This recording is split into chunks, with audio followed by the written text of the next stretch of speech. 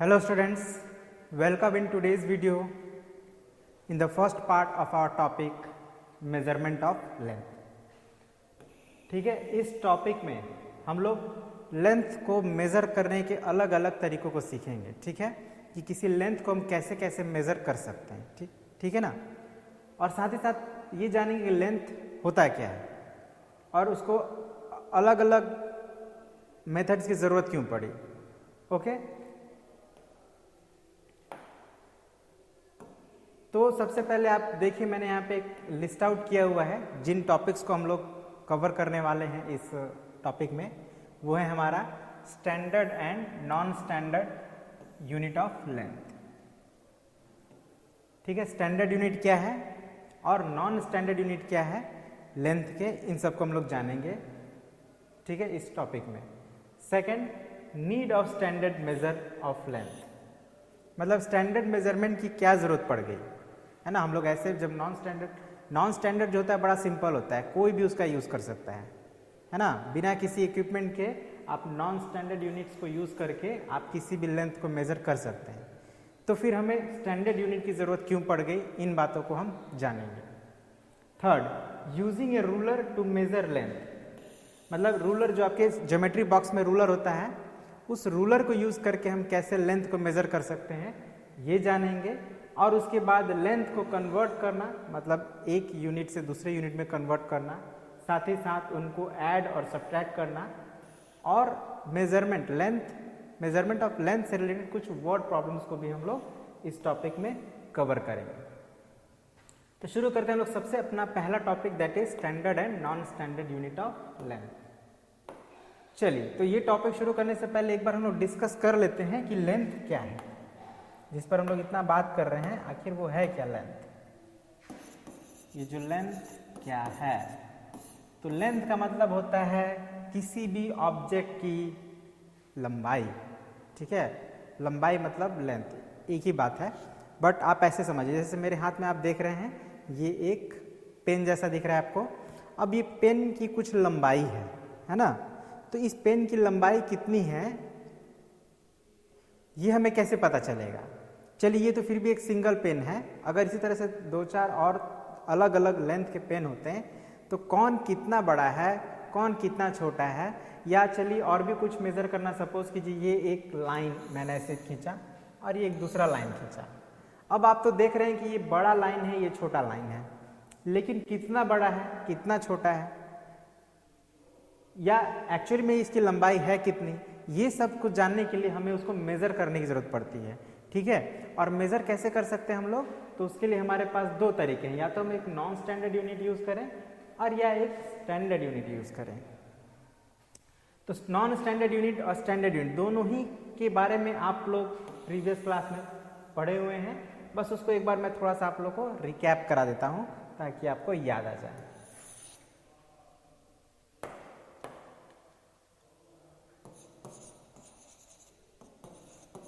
Non standard unit and standard unit.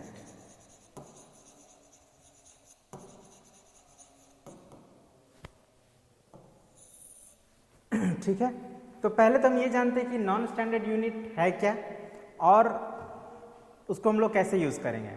तो ध्यान दीजिए, आप अगर अक्सर खेलते होंगे तो आप कई बार एक बाउंड्री बनाते हैं खेलते समय, है ना.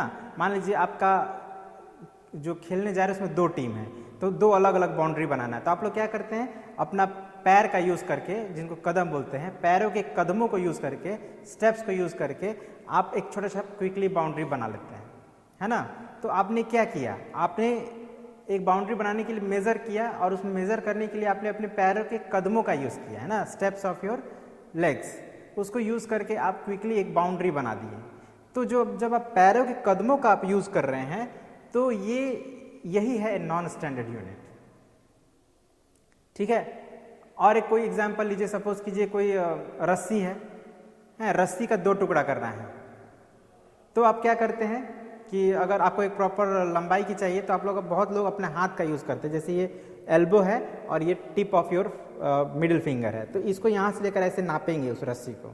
ठीक है, दो हाथ, तीन हाथ, चार हाथ ऐसे नापेंगे और फिर उसका बंटवारा कर देंगे। तो अब यहाँ भी मेज़रमेंट हुआ है, उस रस्सी का, उस रोप का मेज़रमेंट हुआ है, लेकिन जो मेज़र करने के लिए आपने जो यूज़ किया है अपने हाथों का, ये एक नॉन स्टैंडर्ड यूनिट है। अच्छा, क्यों है नॉन स्टैंडर्ड यूनिट?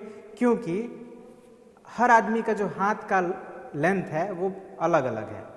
ऐसा नहीं है कि मैं अगर आपको अपने हाथ से 4 हाथ नाप कर दे रहा हूँ और आप नापेंगे तो हो सकता है वो 4 से ज़्यादा हो जाए, या हो सकता है उससे कम हो जाए। अगर आपका हाथ मेरे से बड़ा होगा तो आपके लिए वो शायद 4 से कम ही होगा, और छोटा होगा मेरे से तो आपको 4 से ज़्यादा आ जाएगा। तो हो सकता है आप सोचे कि अरे सर ने तो मुझे ज़्यादा दे दिया, क्योंकि आप अपने हाथ से नापेंगे तो हो रहा है 5 हाथ और मैंने उसको 4 हाथ नापा था, तो आपको लगा कि सर ने ज़्यादा दे दिया। लेकिन एक्चुअली में ऐसा नहीं है। ऐसा आपको इसलिए लग रहा है क्योंकि हमारे हाथों की लंबाई जो है वो अलग अलग है। ठीक है, इसीलिए हम उसको नॉन स्टैंडर्ड यूनिट कहते हैं। तो क्या नॉन स्टैंडर्ड यूनिट अपने हाथ और पैर के कदमों के अलावा भी और भी कुछ चीज़ यूज़ कर सकते हैं? तो बिल्कुल यूज़ कर सकते हैं। तो देखिए क्या क्या हो सकता है। पहला मैं बोलता हूँ हैंड स्पैन। अभी हैंड स्पैन क्या है? तो हैंड स्पैन समझिए, ऐसे देखिए आप, ये आपका हाथ है, आपने उसको पूरा स्ट्रेच कर दिया, पूरा फैला दिया, तो आपका ये जो थंब का टिप है और ये आपका लिटिल फिंगर का टिप है, तो थंब से लिटिल फिंगर के बीच का जो डिस्टेंस है उसी को हम लोग कहते हैं हैंड स्पैन। सपोज कीजिए अगर ये आपके फ्रेंड का हाथ इस तरह से,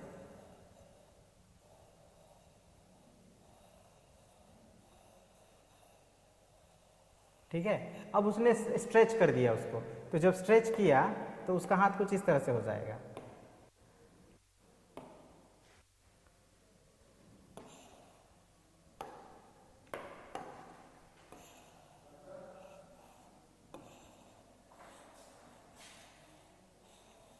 थोड़ा अच्छा नहीं बन रहा है, तो स्ट्रेच करने पर उसका हाथ कुछ इस तरह से हो गया।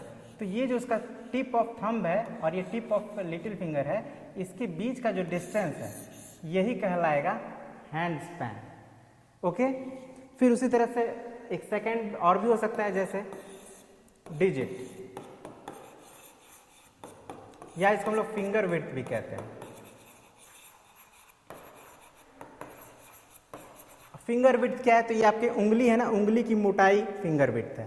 ठीक है, अब इसको बनाने की जरूरत नहीं है, सिंपल है, बहुत आसान है, आप समझ सकते हैं। मैं इसको इरेज कर दे रहा हूँ, उतना स्पेस नहीं है। ओके, तो ये आपकी फिंगर, ये जो उंगली की मोटाई है उसी को हम लोग फिंगर विड्थ कहते हैं। ये एक है, 2 उंगली, इसको बोलेंगे 2 डिजिट, 3 डिजिट, या फिंगर विड्थ भी बोल सकते हैं। तो ये क्या है? नॉन स्टैंडर्ड यूनिट, क्योंकि ऑब्वियसली हर आदमी की उंगलियों की मोटाई जो होगी वो अलग अलग होगी। और क्या हो सकता है?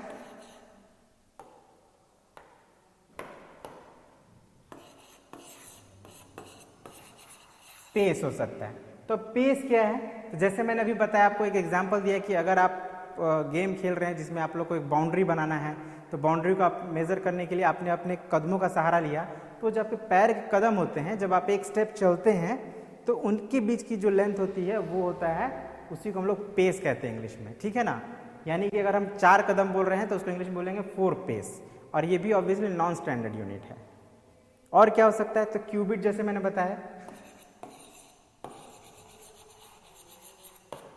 क्यूबिट मतलब ये length of this point, I mean ये एल्बो का पॉइंट है और आपके मिडिल फिंगर का जो पॉइंट है, इसके बीच का जो डिस्टेंस होगा उसको हम लोग कहेंगे क्यूबिट। तो आप बस 2-4 एग्जाम्पल काफ़ी है। नॉन स्टैंडर्ड इसको हम लोग यूज़ करते नहीं हैं, है ना, और करते हैं तो बहुत ही टेम्प्रेरी बेसिस पे, और ये आप जानते भी ऑलरेडी, तो इस पर हम लोग बहुत ज़्यादा चर्चा नहीं करेंगे।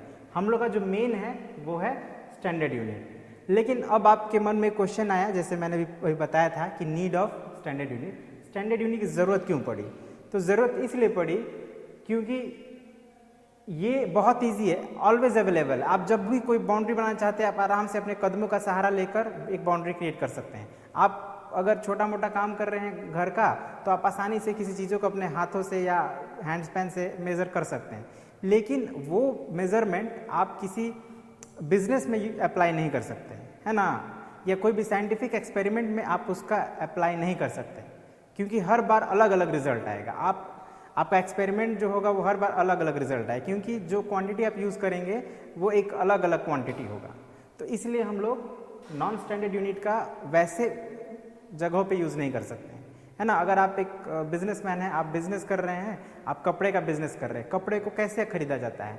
मेज़र करके। अगर आप अपने हाथ से मेज़र करके बेचेंगे तो सबसे पहले तो बहुत ही अनकंफर्टेबल होगा, और सेकंड उसमें आप या तो ज़रूरत से ज़्यादा आपका कपड़ा चला जाएगा, या तो फिर आपको हो सकता है बहुत ज़्यादा प्रॉफिट, दोनों कंडीशन है ना। तो प्रॉफिट हो जाएगा तो अच्छा है, लेकिन उसका भी एक लॉस है, क्योंकि कस्टमर के लॉस होगा आपको, और आपके जब कस्टमर को लॉस होगा तो वो आपके पास आएंगे नहीं, तो फिर देर सवेर वो आपको लॉस होगा।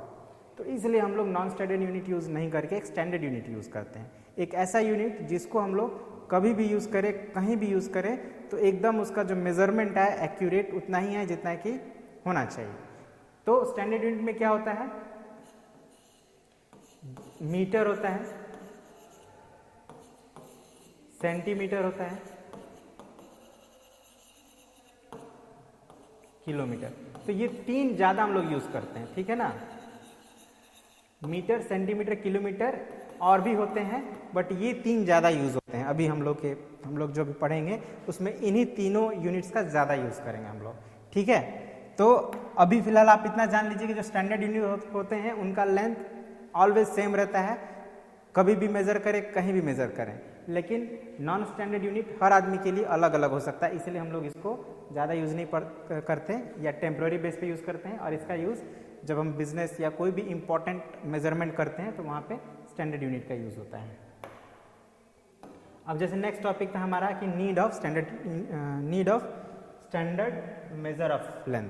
तो इसका जिक्र तो हम लोग ऑलरेडी कर चुके हैं, बट फिर इसे एक बार बता देते हैं कि हम लोग स्टैंडर्ड यूनिट इसलिए यूज़ करते हैं ताकि अगर कि हमारा जो भी मेजरमेंट हो वो ऑल द टाइम सेम आए, है ना। और अगर हम कोई बिजनेस कर रहे हैं या कोई भी इंपॉर्टेंट वर्क कर रहे हैं जहाँ पे हमको एक लेंथ को मेज़र करने की ज़रूरत पड़े, तो उसके लिए हम लोग जो नॉन स्टैंडर्ड यूनिट है उस पर भरोसा नहीं कर सकते हैं, है ना। इसीलिए हम लोग को स्टैंडर्ड मेजर ऑफ लेंथ की ज़रूरत पड़ गई।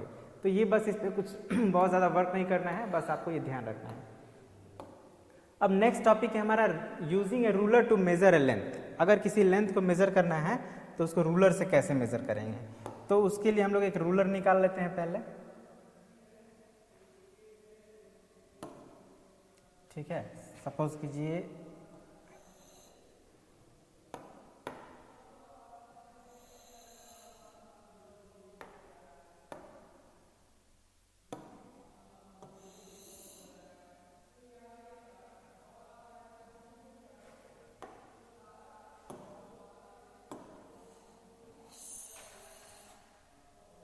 ओके। तो ऐसे ही एक लाइन ड्रॉ करते हैं इस तरह से। अब हमें ये लाइन को मेजर करना है रूलर को यूज करके। अब सबसे पहले जान लेते हैं रूलर क्या होता है। तो रूलर आपने देखा होगा आपका जो ज्योमेट्री बॉक्स होता है उसमें कुछ इस तरह का एक ऑब्जेक्ट होता है, इस तरह का, इसी को हम लोग रूलर बोलते हैं। और इसी को यूज करके हम लोग जनरली जो हम लोग कॉपी पे लाइन ड्रॉ करते हैं उसका लेंथ मेजर कर सकते हैं, ठीक है ना। इससे हम लोग बहुत बड़ा मेजरमेंट नहीं कर सकते, लेकिन छोटे छोटे लेंथ का मेजर कर सकते हैं। जैसे इसका लेंथ कितना है हम बता सकते हैं, आपकी कॉपी का लेंथ कितना है, बुक का लेंथ कितना है, उसको हम लोग आसानी से इनसे मेजर कर सकते हैं। अब जैसे ये देखिए, ये एक लाइन मैंने ड्रॉ किया है। अगर आप जानना चाहते हैं कि इस लाइन का लेंथ कितना है तो आप क्या करेंगे, आप इस रूलर को देखिएगा, ध्यान से देखिए, यहाँ पे एक जीरो लिखा हुआ है, मतलब जब हम स्टार्ट करेंगे मेजर करना तो जीरो से स्टार्ट करेंगे। तो ये जो जीरो है, अब यहाँ पे आपके पास दो पॉइंट, एंड पॉइंट, एक तो ये है, एक ये है आपका एंड पॉइंट, और एक ये है। तो आपको क्या करना है कि ये जो रूलर का जीरो वाला पॉइंट है वो इस एंड पॉइंट के पास मतलब लगा के ऐसे रखना है, ठीक है। और अब देखना है कि ये जो सेकंड वाला पॉइंट है, चलिए इसको थोड़ा और बड़ा कर लेते हैं, ये कहाँ आ रहा है। तो आप पाएंगे कि ये कहाँ आ रहा है, 21 पे आ रहा है। इसका मतलब कि जो लेंथ है इस लाइन का वो कितना है, 21। ध्यान रखिएगा, रूलर में जो यूनिट यूज होता है वो सेंटीमीटर और इंचेस होता है, ठीक है। तो ये वाला जो है, इस तरफ वाला जो छोटा छोटा है थोड़ा, इस सेंटीमीटर में होता है। इट मीन्स इस लाइन का जो लेंथ है वो कितना है, 21 सेंटीमीटर है। आई होप आपको समझ में आ गया। बहुत ही छोटा सा टॉपिक है और बहुत ही आसान सा टॉपिक है, आप आसानी से मेजर कर सकते हैं किसी भी लाइन को। अगर आपका कॉपी में है तो इस रूलर की मदद से आप आसानी से मेजर कर सकते हैं, ठीक है। तो बस यही एक तरीका है, यही जानना है आपको, और कुछ जानने की जरूरत नहीं है। अब इससे आप अपने पेन का, जैसे ये मुझे इसका मेजरमेंट जानना है ये कितना है, तो हम क्या करेंगे, इसको 0 के पास रखेंगे एक एंड पॉइंट को और दूसरा एंड पॉइंट को देखेंगे कहाँ है, तो ये 6 पे आ रहा है ना, तो 6 पे आ रहा है, इट मीन्स इसका मेजरमेंट कितना है 6 सेंटीमीटर। बस ऐसे ही करना है। तो अब बढ़ते हैं हम लोग नेक्स्ट टॉपिक पे, that is conversion of length. कैसे हम लोग कन्वर्ट करेंगे।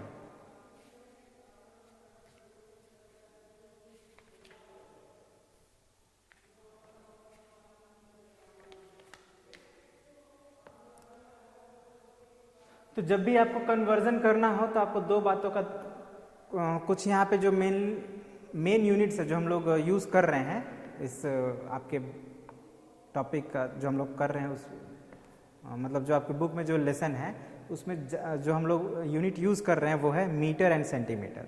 ठीक है ना, कौन से यूज़ कर रहे हैं, मीटर एंड सेंटीमीटर। मैंने आप लोग को बताया था कि जो स्टैंडर्ड यूनिट्स हैं वो कौन कौन से हैं, मीटर है, सेंटीमीटर है, किलोमीटर है। लेकिन अभी आपकी बुक में हम लोग मेनली ये मीटर एंड सेंटीमीटर ही कर रहे हैं। ठीक है ना, तो हम लोग अभी इसी के बारे में बात करें, किलोमीटर के बारे में अभी बात नहीं करेंगे। तो पहले हम लोग जान लेते हैं, अगर कन्वर्ट करना है मीटर को सेंटीमीटर में या सेंटीमीटर को मीटर में, तो सबसे पहले हमें ये पता होना चाहिए कि इनके बीच का रिलेशन क्या है। तो रिलेशन आप ये याद रखिएगा, 100 centimetre is equal to 1 metre.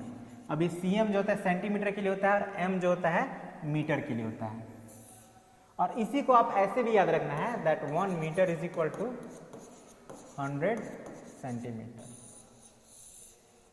ठीक है ना, दोनों बातें सेम है, लेकिन आपको दोनों बातें याद रखनी है। ये बहुत हेल्पफुल होंगे आपको जब मीटर टू सेंटीमीटर या सेंटीमीटर टू मीटर कन्वर्ट करना हो। तो समझते हैं क्वेश्चन से, कन्वर्ट इनटू सेंटीमीटर।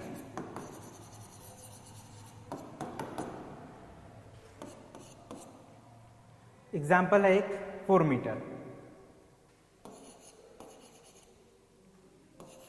तो कैसे इसको सॉल्व करेंगे, बहुत ही सिंपल है, लेकिन इसको सॉल्व करने के लिए कुछ स्टेप्स को हमको यूज करना है, उस पर आप ध्यान दीजिएगा। बस सबसे पहले तो जब आप सॉल्व करने जाए तो आपको ये दोनों फॉर्मूला, ये जो दो मैंने लिखवाए यहाँ पे, ये याद होना चाहिए, है ना। अब हम लोग को देखिए सेंटीमीटर में कन्वर्ट करना है तो ये वाला यूज करेंगे फॉर्मूला। ठीक है, तो इसी चीज को हमको लिखना है, since 1 metre is equal to 100 centimetre, therefore 4 metre is equal to क्या हो जाएगा, 4 into 100 centimetre, means 400 centimetre. Answer simple है ना, मतलब अगर आपको ये याद है तो सिंपली आप ऐसे ही बना देंगे। लेकिन आपको एक बात भी याद रखिएगा, to convert metre into centimetre,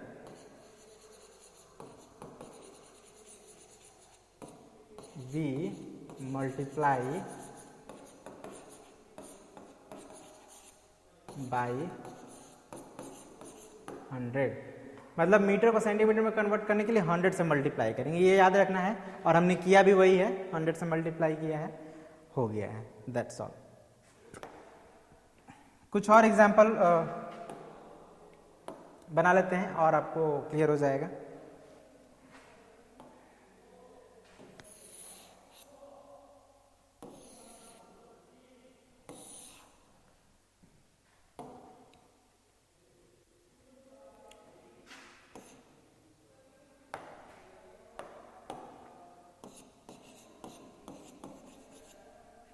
ठीक है, जैसे ये 15 सेंटीमीटर है तो ये भी वैसे ही बनेगा, लेकिन थोड़ा सा बड़ा नंबर है तो आप अक्सर थोड़ा कंफ्यूज हो जाते हैं कैसे बनेगा। तो आप देख लीजिए, मैं एक्सप्लेन कर रहा हूँ कैसे बनाना है।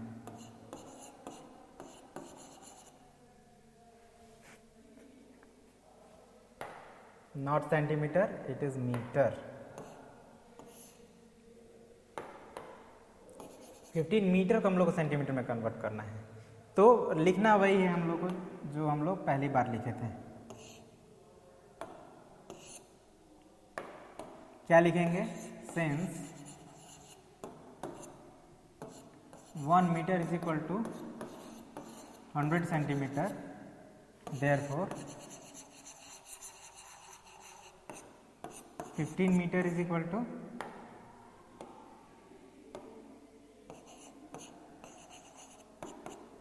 15 into 100, है ना। वहाँ 4 मीटर था तो 4 से मल्टीप्लाई किए थे, 15 है तो 15 से मल्टीप्लाई करेंगे, तो 1500 सेंटीमीटर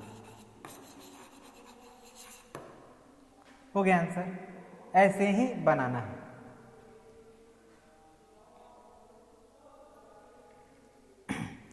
अब इसका उल्टा हम लोग थोड़ा देख लेते हैं, अगर सेंटीमीटर में हो तो उसको मीटर और सेंटीमीटर में कैसे कन्वर्ट करेंगे ये देख लेते हैं।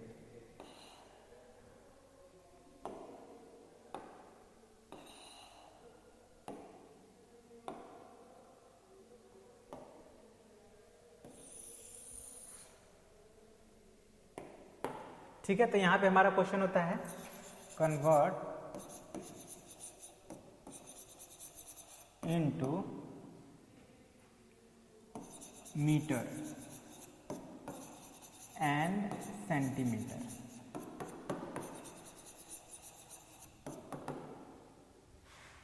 ठीक है, एक क्वेश्चन ले लेते हैं, आप कहीं बुक से ले रहे हैं, like 1 metre 82 centimetre.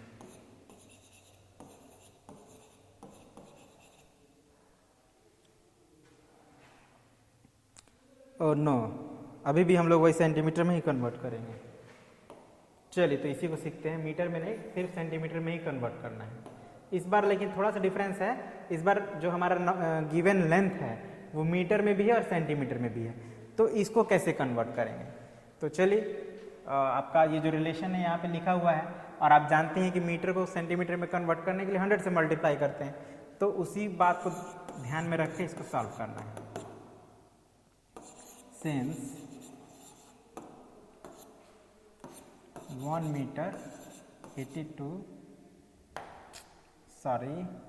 1 meter is equal to 100 centimeter, therefore 1 meter 82 centimetre. अब देखिए 1 मीटर का तो आपको पता है 100 से मल्टीप्लाई करेंगे, लेकिन ये जो 82 सेंटीमीटर है ये तो ऑलरेडी सेंटीमीटर में है, तो इसको केवल प्लस कर देंगे, तो 1 इंटू 100 कितना होता है 100 और प्लस 82 क्या हो जाएगा 100 प्लस 82।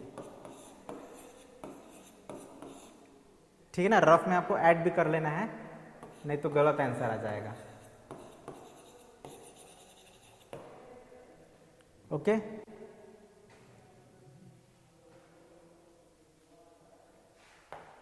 एक और एग्जांपल बनाते हैं, थोड़ा सा बड़ा नंबर लेंगे इस बार।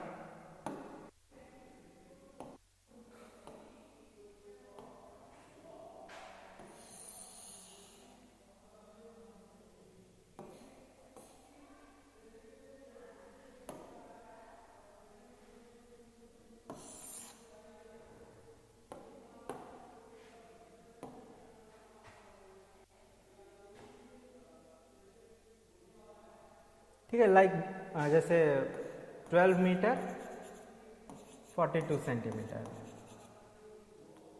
इसको हम लोग को सेंटीमीटर में कन्वर्ट करना है। क्या करना है, तो वही करना है जो हम लोग कर रहे थे। स्टेप्स को ध्यान रखिए, स्टेप्स को फॉलो करिए और आपका आंसर आ जाएगा।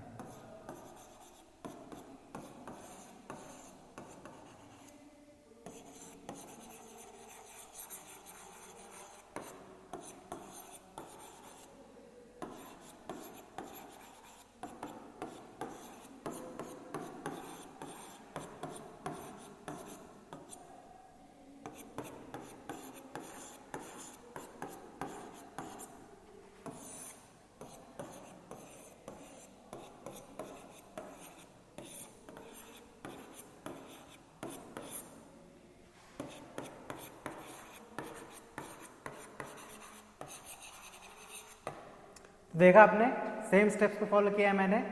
Since 1 metre is equal to 100 centimetre, therefore 12 metre 42 centimetre is equal to, metre को केवल हमने 100 से मल्टीप्लाई किया है और सेंटीमीटर को प्लस कर दिया है। और रफ में प्लस करिएगा, नहीं तो हो सकता है कि आपका जो आंसर है वो गलत आ जाए। तो इन बातों का ध्यान रखिएगा, आसानी से सॉल्व कर लीजिएगा। एक और है, इसको भी समझ ही लेते हैं ताकि ये एटलीस्ट कन्वर्जन वाला पार्ट हम लोग का क्लियर हो जाए। इसमें हम लोग मीटर और सेंटीमीटर को कन्वर्ट करेंगे।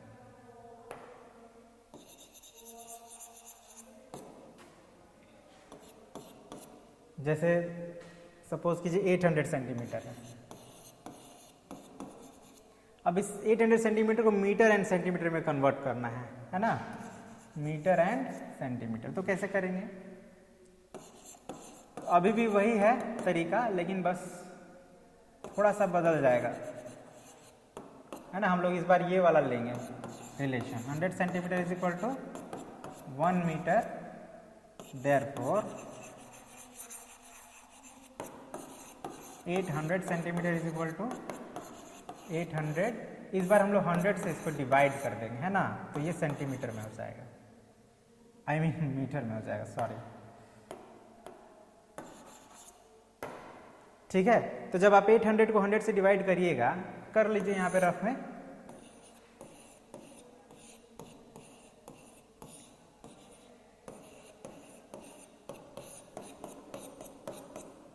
तो ये जो आएगा आपका क्वेश्चन तो वही हो जाएगा आंसर। तो 8 आ रहा है, it means 8 metre is the answer. एक और एग्जांपल बना लेते हैं, फिर आपका क्लियर हो जाएगा। उसके बाद हम लोग इस पार्ट को एंड अप कर देंगे।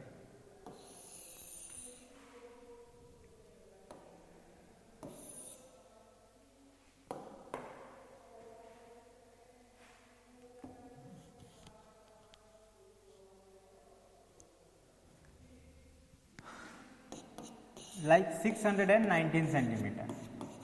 अब इसको हम लोग को मीटर एंड सेंटीमीटर में कन्वर्ट करना है। सॉल्यूशन क्या रहेगा? Since 100 centimetre is equal to 1 metre, therefore 619 centimetre is equal to 619 by 100 metre. अब 100 से डिवाइड कर दीजिए,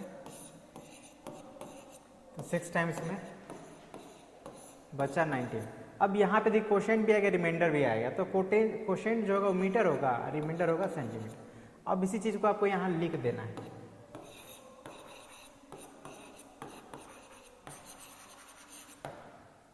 ओके, तो दैट्स ऑल। आपको जो भी कन्वर्जन से रिलेटेड आपके बुक में जो दिया है वो मैंने इस वीडियो में कवर कर लिया है। ठीक है, साथ ही साथ standard unit and non standard units क्या होते हैं वो भी मैंने आप लोग एक्सप्लेन कर दिया है। आई होप आपको समझ में आया होगा। तो फर्स्ट पार्ट के लिए इतना ही रहने देते हैं, मिलते हैं अगले पार्ट में इसी सेम टॉपिक के साथ, जिसमें हम लोग सीखेंगे एडिशन, सब्ट्रैक्शन, मल्टीप्लिकेशन, डिवीजन, है ना। देख लेते हैं कौन कौन सा टॉपिक है।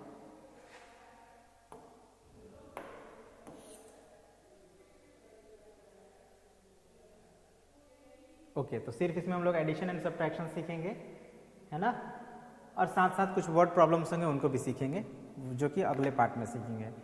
तो इस पार्ट के लिए इतना रहने देते हैं, मिलते हैं अगले पार्ट में विद सेम टॉपिक। तो आज के लिए इतना ही, थैंक यू वेरी मच।